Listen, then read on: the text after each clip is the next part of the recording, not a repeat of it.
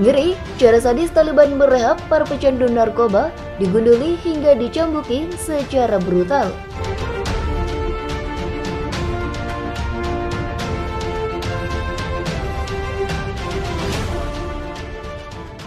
Dikutip dari reknews.com, publik dunia dibuat renyak melihat beredarnya sejumlah potret yang memperlihatkan kondisi tragis para tahanan narkoba Afghanistan di bawah kepemimpinan Taliban.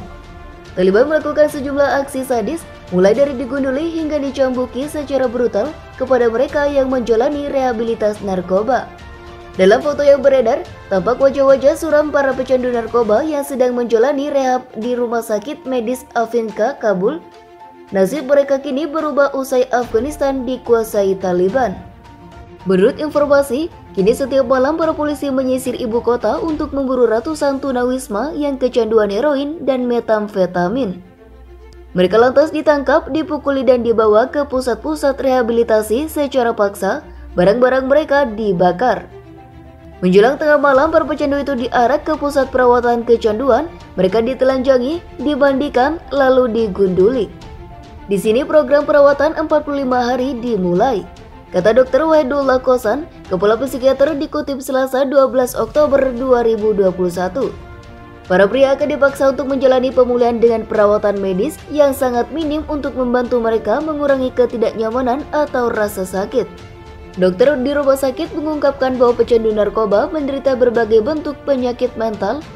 Mereka duduk di dinding batu dengan tangan terikat dan disuruh mengendalikan diri atau menghadapi cambukan yang lebih brutal. Metode pengobatan berat itu terpaksa disambut oleh beberapa petugas kesehatan karena mereka tidak punya pilihan selain beradaptasi dengan pemerintahan Taliban. Kami tidak berada dalam demokrasi lagi, ini adalah kediktatoran. Terang Dr. Fazal Rabi, mayar yang bekerja di fasilitas perawatan. Dan penggunaan kekuatan adalah satu-satunya cara untuk memperlakukan orang-orang ini. Lanjutnya. Tragisnya, sebagian besar keluarga pria-pria yang mengalami kekerasan tersebut tidak tahu di mana mereka berada. Di ruang tunggu rumah sakit, orang tua dan kerabat bertanya-tanya apakah orang yang mereka cintai yang hilang diambil selama penggerebekan malam. Seorang ibu bahkan menangis setelah dipertemukan kembali dengan anaknya yang berusia 21 tahun yang hilang selama 12 hari. Dia telah dibawa ke pusat rehabilitas beberapa minggu sebelumnya.